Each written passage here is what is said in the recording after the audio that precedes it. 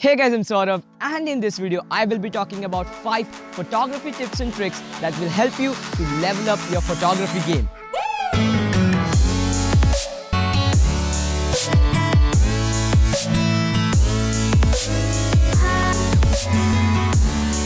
Now for this video you will need a DSLR or mirrorless. It's not a video related to mobile photography. If you want something related to mobile photography, the link will be here and in the description below.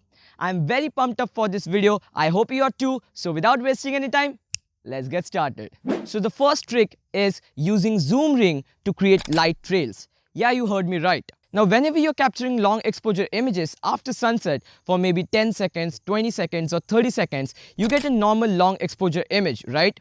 Now, if you're using a zoom wide-angle lens, like for example, I'm using a 1530mm, maybe you're using a 1855 or any other wide-angle lens which has a zoom ring, basically it should not be a prime lens, then you can actually achieve this effect. The trick is, for example, let's consider your shutter speed is of 10 seconds. So as soon as you start taking the image, you start moving the zoom ring. So maybe if you're shooting at 18mm, once you hit the shutter button and it starts taking the image, zoom to 55mm.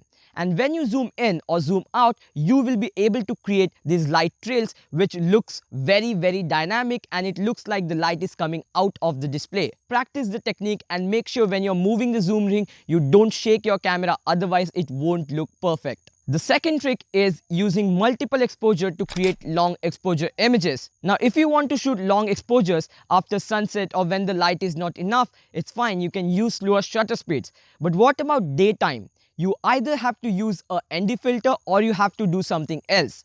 Now there's an option to combine all the images in Photoshop, but there's a similar option that you can do in camera also. The trick is to use the multiple exposure feature of your camera.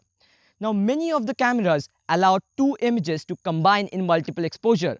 My camera, that's the Nikon D750, allow 3 different images to be combined. Some cameras also allow 10 images. So more the number of images, the better will be the result. Now photographers use this multiple exposure technique with different frames to create creative images. But what we are doing in this tutorial is we are keeping everything same, from the settings, the framing, everything, and we are shooting the same image twice or thrice depending what your camera allows. So for example, I am actually combining 3 different images. Maybe if I am getting a shutter speed of 1/3 of a second for a single frame and then I combine 3 different images, technically I am getting a shutter speed of 1 second.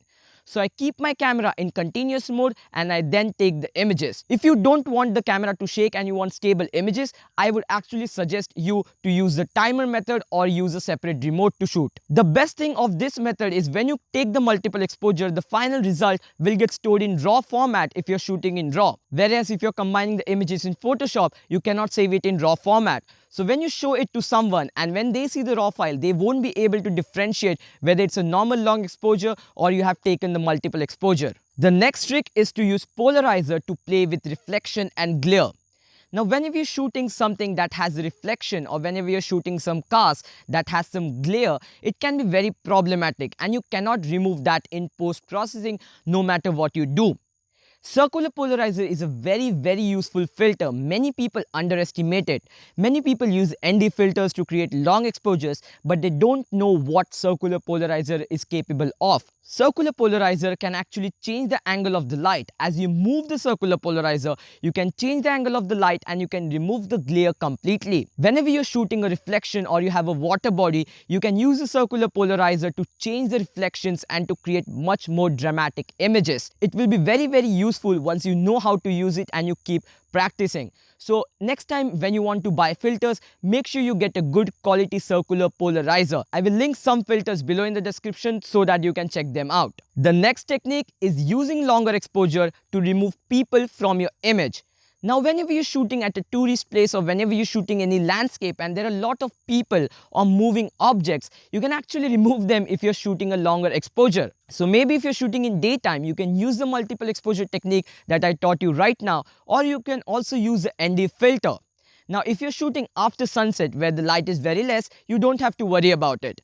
So basically when you're taking longer exposure images, only the part of the images which are stable will actually be there in the image. If people are continuously moving, they won't be there in the image. You don't have to spend much time in Photoshop healing or cloning or removing the people. You can get a perfect image in camera providing you're capturing a longer exposure image.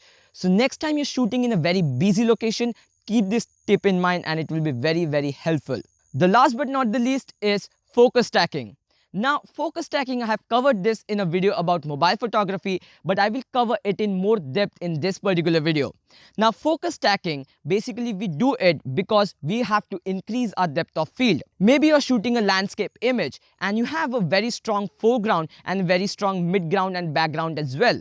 Now, when you focus on the midground, there are good chances of the foreground and background to be in focus, but they won't be completely in focus because if you're shooting at f8 or f10, the depth of field is just not enough. Now you can obviously focus on the foreground, but then the midground and background won't be in focus. Another option is to use a smaller aperture like f16, f22 or go crazy with f35 if your lens supports it.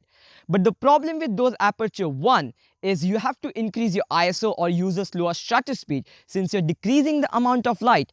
Two, when you're using such a small aperture, your lens won't give you the sharpest images and you will see some kind of chromatic aberration, fringing. Basically, the quality of the image won't be great. The best quality you can get from a lens is around f7.1 to f10. That is generally the sweet spot of the lens.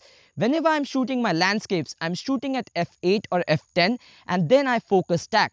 Meaning, I focus first at the foreground, then I focus at the midground, then I focus at the background, depending on what kind of depth of field I want. Then I combine these images in Photoshop. You can also do this in macro photography because in macro photography, if you're using a dedicated macro lens, the depth of field is extremely less. Now let's see how to combine these images in Photoshop. So first I will load all the photos using scripts and then load files into stack. I will select all the photos that I have captured and click on OK. So once I have captured all the images, then I will click on edit, auto align layers and select the projection as auto and click on OK. So it will take a bit of time and after that I will handle the cropping part because there can be some blank pixels. Once I'm done with it, I will select all the images, click on auto blend layers and then use stack images as the blend method and select both the options and then click on OK. It will again take some time and after that you are done and you get your final result. I hope you understood why we do focus stacking and how it can be extremely useful. I hope you enjoyed the video guys, and if you did, press the like button. If you loved the video and you haven't subscribed to the channel, subscribe to the channel right now. I will talk to you guys in the next one. Bye.